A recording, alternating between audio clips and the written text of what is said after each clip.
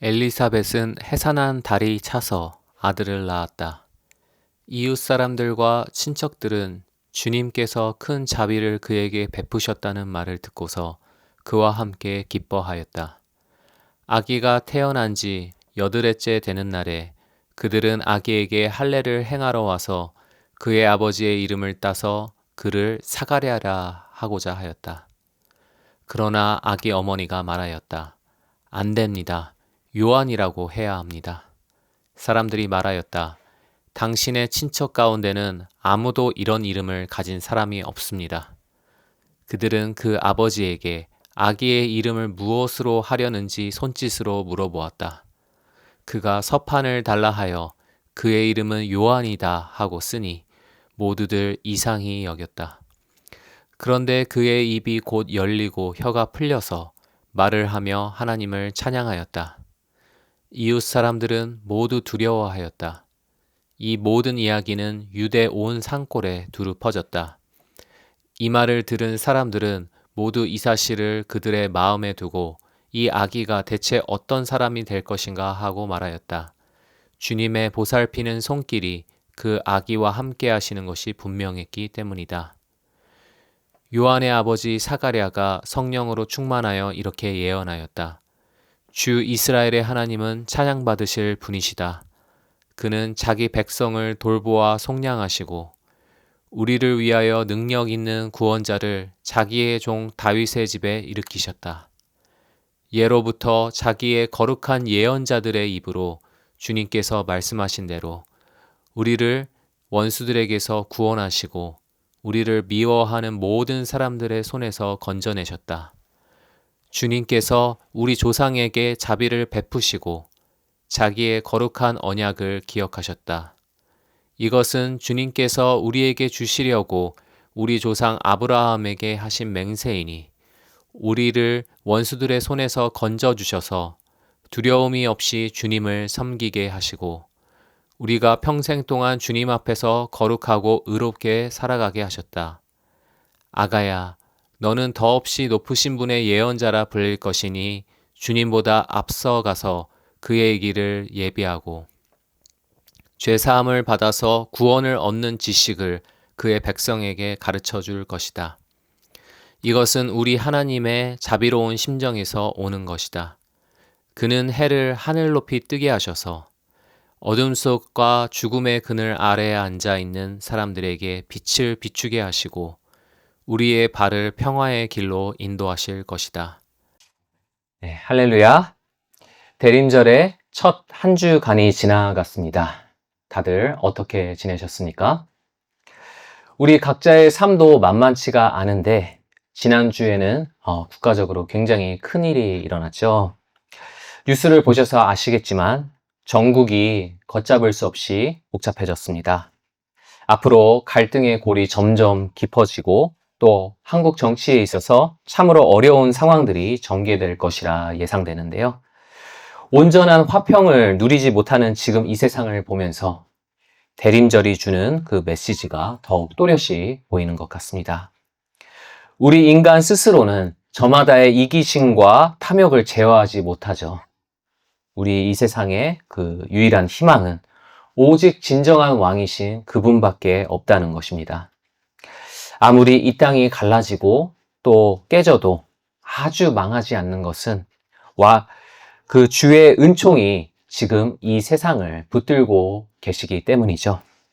언젠가 주 예수 그리스도는 다시 오셔서 모든 어둠을 몰아내시고 또 오직 사랑과 평화만이 충만하도록 다스려 주실 것입니다.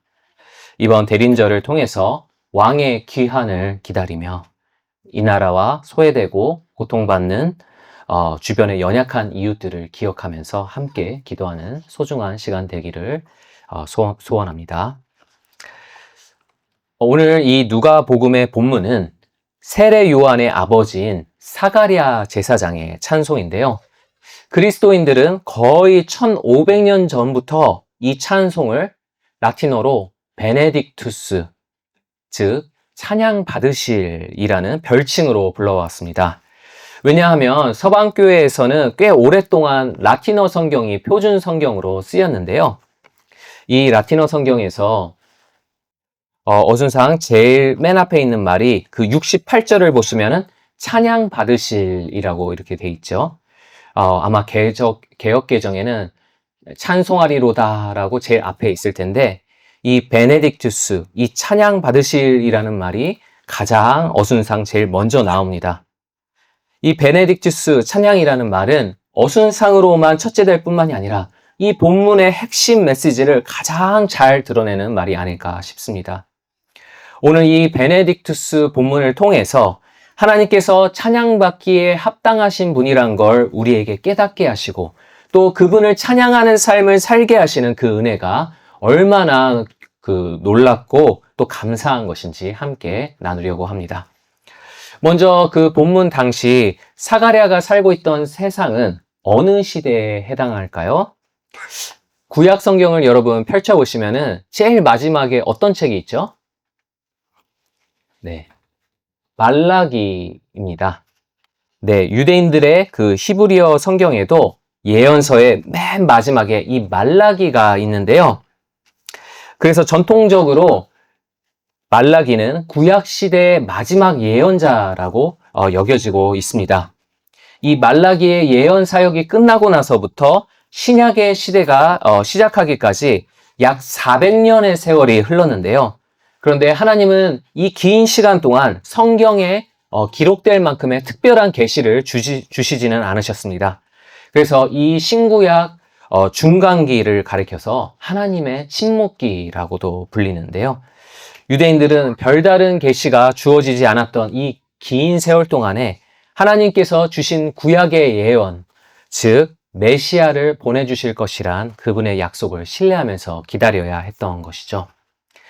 이제 400년이 지난 이 시점에 유대인들은 과연 어떠한 마음으로 메시아를 기다리고 있었을까요? 이에 대한 답을 우리는 사가랴라는 그 인물을 통해서 알 수가 있는데요. 당시 로마 제국이 유대 땅을 지배하고 있었을 때에 한 유대인 노부부가 살고 있었습니다. 남편은 사가랴라는 그 레위 지파 혈통의 제사장이었고 또 그 아내 엘리사벳은 예수님의 어머니인 마리아의 친척이었습니다. 그런데 이 부부에게는 한 가지 큰 아픔이 있었는데요. 그건 불임 문제로 자녀가 없다는 것이었습니다. 이 부부는 자녀를 두고 오랜 세월 기도했었지만 육체적으로 임신이 가능한 시기가 이미 오래전에 지나버린 뒤였습니다. 부부의 마음은 타들어가는데 하나님은 전혀 움직이지 않으시고 가만히 침묵만 지키시는 듯 했습니다. 이제 그들은 출산에 대한 기대를 거의 접고 있었죠. 하지만 하나님은 아무것도 안 하고 계셨던 것이 아니라 이 노부부가 드렸던 간구를 모두 다 기억하시고 가장 좋은 응답의 때를 준비하고 계셨는데요. 남편 사가랴 제사장의 이름은 히브리어로 여호와는 기억하신다라는 뜻입니다. 여호와 하나님은 사가랴의 이름이 의미하는 그대로 이 부부의 기도를 기억하시고 드디어 응답하십니다. 13절을 보면은 천사 가브리엘이 갑자기 나타나서 사가랴에게 이렇게 말하죠. 함께 읽어볼까요? 사가랴야, 두려워하지 말아라. 네 간구를 주님께서 들어주셨다. 내 아내 엘리사벳이 너에게 아들을 낳아줄 것이니 그 이름을 요한이라고 하여라. 예. 사가랴가 그토록 간절하게 바랬던 자녀를 위한 기도가 드디어 응답받는 순간이었습니다. 저 또한 불임 문제를 겪고 있는 그 한 사람으로서 만약 그런 일이 제게 일어난다면은 굉장히 기뻐서 할렐루야가 절로 나올 것 같은데요. 그런데 사가랴는 기뻐하지도 또 찬양하지도 않았습니다. 왜냐하면 그 천사의 말이 믿기지가 않았던 거죠. 나도 아내도 늙었는데 이 나이에 어떻게 자식이 생기겠어? 라는 생각이 들었던 겁니다. 사가랴는 이 긴 세월을 자녀를 기다리면서 응답에 대한 그런 기대감보다는 체념하고 냉정하게 현실을 바라보는 일에 마음이 더 익숙해졌던 거죠. 이 차가운 현실 앞에서 하나님 또한 나처럼 무력하실 거라 착각했던 겁니다. 천사가 전해준 소식을 불신한 결과 사가랴는 이 일이 이뤄질 때까지 벙어리가 되죠. 말을 전혀 못하게 됩니다. 그런데 사가랴의 상황이 정말로 비참했던 것은 그가 벙어리가 되었기 때문이라기보다도 그가 찬양할 능력을 상실했기 때문이었습니다. 사가랴는 하나님께서 그의 기도를 기억하시고 곧 이뤄주실 것이라는 소식에도 베네딕투스, 즉 하나님은 찬양받으실 분이라는 그 사실이 전혀 눈에 들어오지가 않았습니다. 게다가 벙어리가 되어서 하나님을 찬양할 그 입술까지 잃어버린 것이 되었죠. 본문 79절을 보면 우리 인간은 메시아가 오시기 전 어둠과 죽음의 그늘 아래에 있었다고 하는데요. 우리의 죄 때문에 하나님과 단절되어 버리고 그로 인해 사람의 제일 되는 목적, 즉 하나님을 영화롭게 하는 것과 영원토록 그를 즐거워하는 것을 상실해버린 우리의 이 비참함이 이 어둠과 죽음의 그늘이라는 표현에 내포되어 있다고 볼 수 있는 것이죠. 찬양을 잃어버린 이 사가랴 제사장의 모습은 당시 유대인들의 영적인 상태가 어떠했는지를 보여주는 거울과 같습니다. 오랫동안 자녀를 기다렸던 그 사가랴처럼 유대인들도 오랫동안 메시아를 기다려왔었죠. 그런데 그토록 고대했었던 바로 그 메시아가 그들 곁에 오셨지만 그분을 찬양하기는커녕 멸시하고 십자가에 못 박기까지 했습니다. 죄의 어둠에 영안이 가려서 예수님의 그 베네딕투스가 보이지 않고 오직 예수님의 볼품없는 배경과 외모, 또 세리 창녀와 같은 그분의 형편없는 주변 인물들만 도드라져 보였던 것이죠. 오늘 말씀을 묵상하면서 찬양의 의미가 그동안 제 안에서 어떻게 변해왔는지를 한번 뒤돌아보게 되었는데요.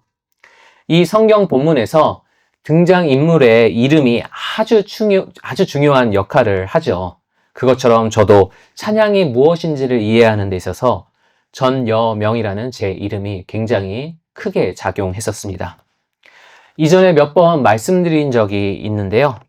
제 남자 사촌들, 육촌들의 이름을 보면은 한 명도 예외 없이 다 승자 돌림을 씁니다.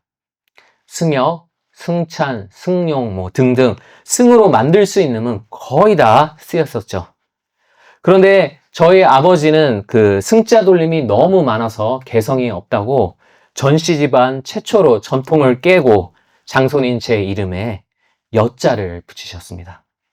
거물여의 밝을며, 네, 거물여의 밝을며 어두운 밤이 지나가고 새벽녘에 점점 밝아오는 그 빛을 여명이라고 합니다.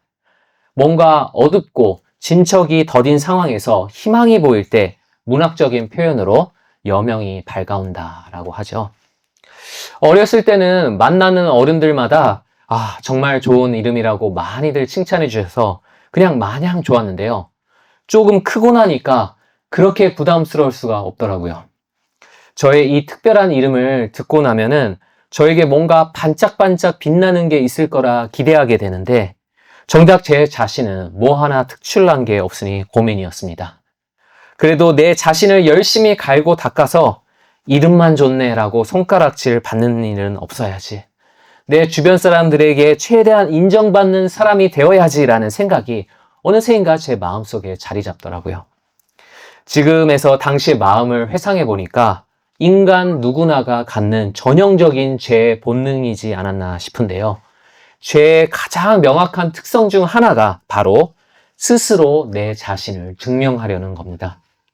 나를 기뻐 창조하시고 참 좋았다라고 말씀해 주신 그 하나님의 인정으로 사는 것이 아니라 늘 해결되지 않는 나의 인정 욕구, 수용 욕구를 채우기 위해서 내 노력과 능력으로 내 가치를 직접 입증하려 하죠. 하나님을 찬양하는 내가 아니라 찬양받기에 합당한 내가 되기 위해 살고자 하는 이 열망, 이것이 거부할 수 없는 죄의 강렬한 유혹인 것입니다. 하지만 하나님은 이런 제가 고등학생 때 그분을 인격적으로 만나도록 인도해 주셨는데요. 믿음이 생긴 후에 감사하게도 제 내면에서 많은 것들이 변화되어 갔습니다. 하지만 그 성장이 더딘 부분들도 참 많았는데요. 그 중 하나가 찬양이 무엇인지에 대한 제 이해였습니다. 하나님을 믿기 전에는 주변 사람들에게 인정받는 내가 되어야지 라고 생각했었다면 믿음이 생긴 후에는 꽤 오랫동안 이런 마음이 들더라고요. 하나님을 위해서 반드시 빛나는 사람이 되자. 믿음으로나 실력으로나 빼어난 사람이 되어서 그분을 환히 비춰드리고 그분이 인정하시는 충성된 종이 되자. 이렇게 생각이 들었었습니다. 어찌 보면은 굉장히 건전한 신앙 같지만은 복음에 대해서 굉장히 잘못 이해하고 있었죠. 저랑 개인적으로 가까운 한 목사님은 이렇게 설명하시고는 하셨는데요. 세상의 흥미로운 이야기들은 대부분 이런 구성으로 되어 있습니다. 발단, 전개, 위기, 절정, 결말. 성경도 이렇게 되어 있죠. 발단, 하나님께서 세상을 창조하시고, 전개, 하지만 인간이 타락해버리고, 위기, 하나님의 백성 이스라엘마저 실패하고 그저 메시아를 기다리게 되죠. 절정, 예수께서 오셔서 구원하시고, 결말, 왕의 귀환과 함께 새하늘과 새 땅에서 모든 것이 완전히 회복됩니다. 그런데 이야기의 전개에 있어서 가장 하이라이트는 갈등이 고조되고 또 극적으로 해결되는 위기와 절정 부분인데요. 서양과 동양에서는 이 위기와 절정을 서로 조금 다르게 다룬다고 합니다.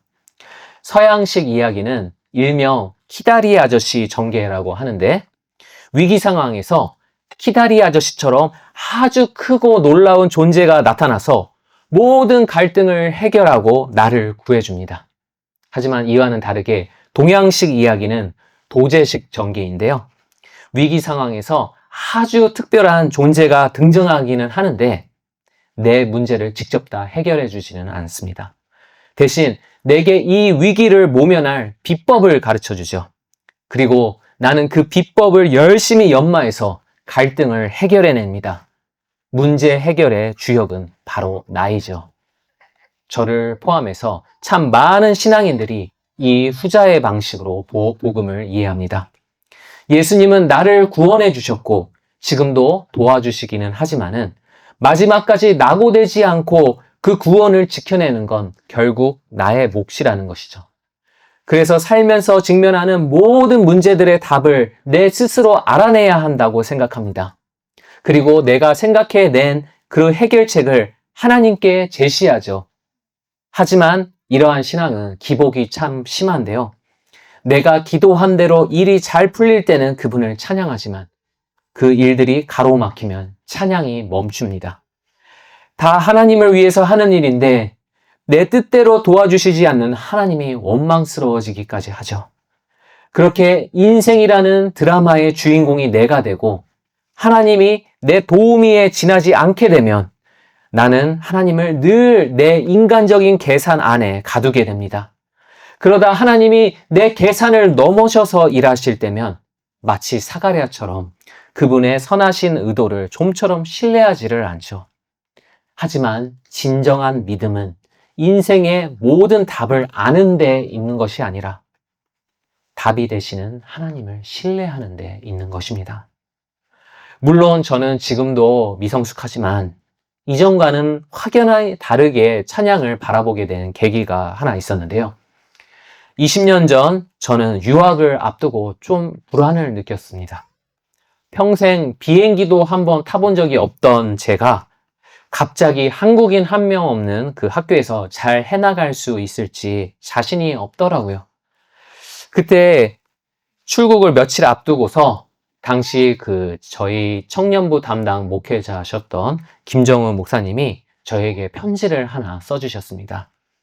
아마 목사님은 기억이 안 나실 것 같은데 이런 글귀가 써 있었습니다. 여명 형제, 하나님을 따라 길을 걷다 보면 사방이 가로막힌 것 같은 어려운 순간들이 반드시 찾아올 겁니다. 하지만 절대 좌절하지 마세요. 하나님께서는 때에 따라 돕는 은혜로 당신의 천사들을 보내주셔서 당신의 자녀가 결코 그 길 위에 주저앉는 일이 없게 붙들어 주십니다. 목사님의 이 말씀이 굉장히 큰 위로가 되어서 마음에 깊이 새기고 드디어 유학을 떠나게 되었습니다. 막상 가보니까 생각했던 것보다 더 힘들더라고요.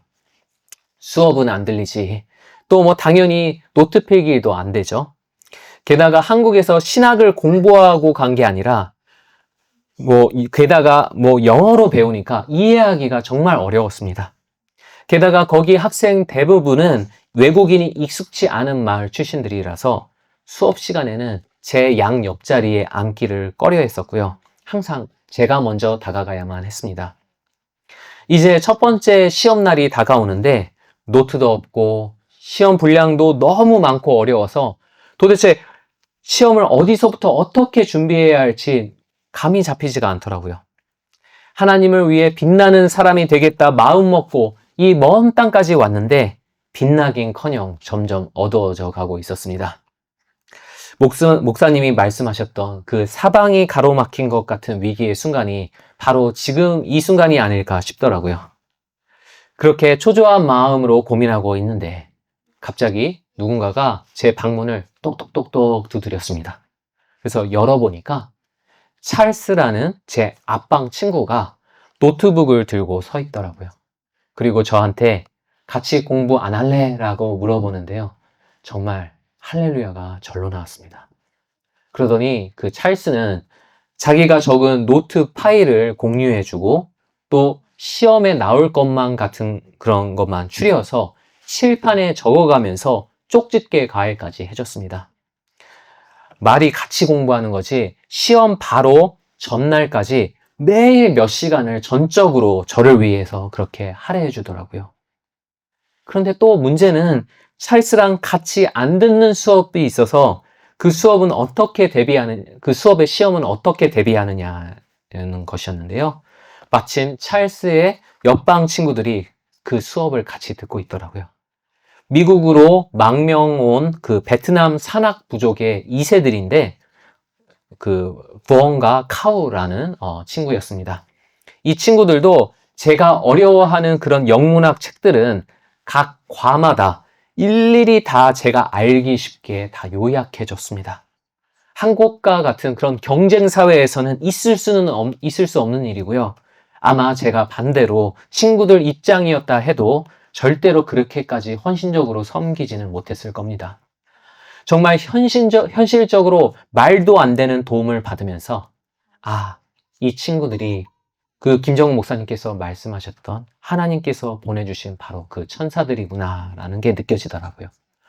마치 하나님께서 아둔한 사가랴에게 가브리엘을 보내신 것처럼 말이죠. 내가 빛이 되려고 이 이방 땅에 왔지만 오히려 다른 누군가를 통해서 그 무조건적인 사랑의 빛을 받아보니까 딱 깨달아지더라고요. 내가 하나님을 비추는 게 아니라 하나님이 나를 비추시는구나.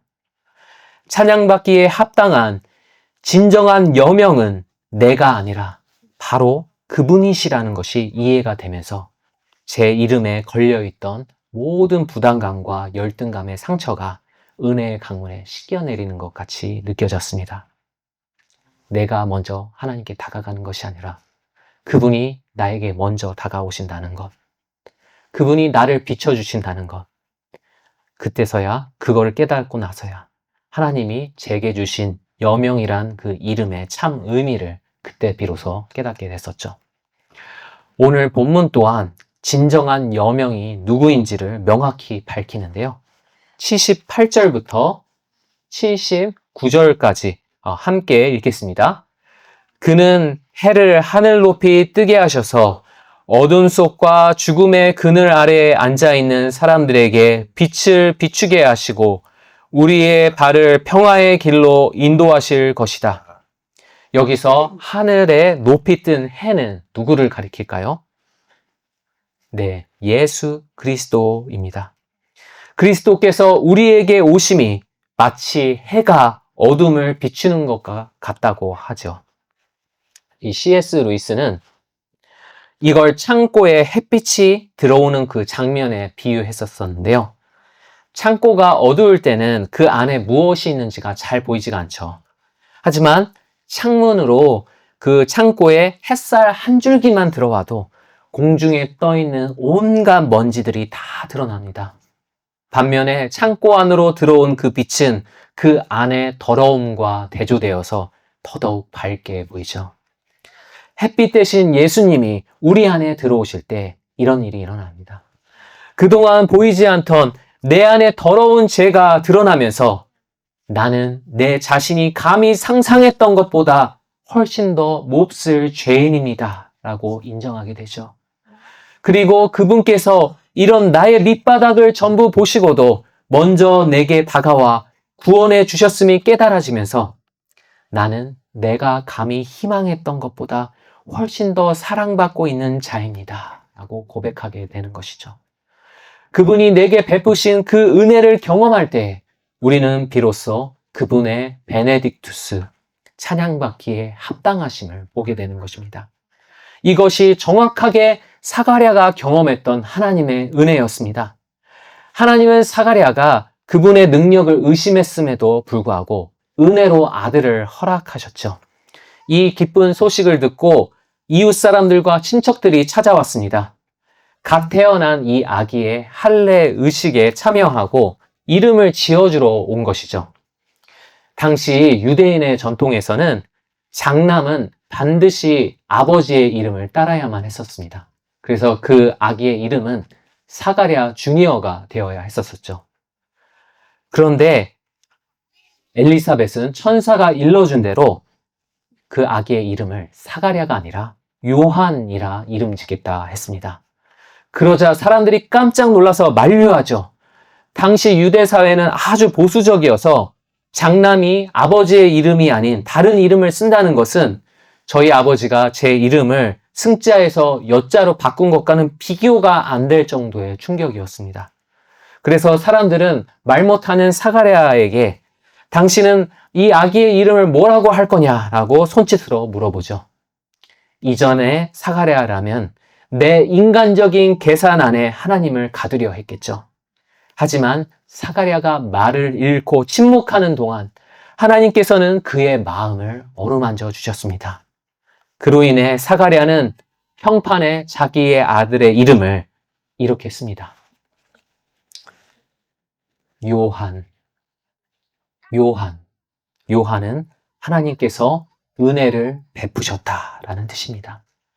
사가랴는 이런 몹쓸에게 다가와서 예수님의 길을 예비할 귀한 아들을 허락해 주신 그 놀라운 은혜를 맛보고 요한이라는 그 파격적인 이름의 의미를 인정하게 되는 것이죠. 그러자 어떤 변화가 일어납니까? 64절에서 다시금 그의 입술이 열리고 그 입술로 하나님을 찬양했습니다. 하나님의 은혜는 이처럼 우리로 하여금 그분이 어떤 분이신지를 제대로 보게 하시고 우리의 상실된 찬양을 회복해 하시는 거죠. 이러한 역사가 우리에게 이미 일어났고 또 평생에 걸쳐서 우리 안에서 완성될 것입니다. 물론 우리가 살아가는 이 세상은 녹록치가 않아서 감사, 찬양 이런 단어들이 지금 내 형편에 어울려 보이지 않을 때가 참 많죠. 본문 당시의 세상처럼 오늘날도 여전히 살기 어렵습니다. 이곳 저곳에서 전쟁이 일어나죠. 나라의 지도자들은 여전히 타락했습니다. 법은 강자들에게는 유리하고 약자들에게는 불리하게 적용되며 이 사회의 정의는 참 보잘것없죠. 또 경제는 너무나도 불평등해서 상위 1%의 부자들 소수가 세상 모든 부의 절반 이상을 독점하는 반면에 99%의 대다수는 그 나머지를 나눠 갖고 있습니다. 이 강야와 같은 세상에서 우리의 삶은 고단하고 건강, 돈, 인간관계 등 내 생활의 모든 영역이 마치 바람 앞에 촛불처럼 위태위태해 보일 때가 많죠. 이러한 차가운 현실 앞에서 언제 오실지 모르는 그 왕을 찬양하며 기다린다는 것은 참으로 무모해 보일 때가 많습니다. 하지만 하나님을 향한 우리의 찬양이 상황에 따라 흔들리는 것이 아니라 범사에 늘 지속될 수 있는 것은 하나님은 주 예수 그리스도가 다시 오실 때까지 우리를 항상 돌봐주시기 때문이죠.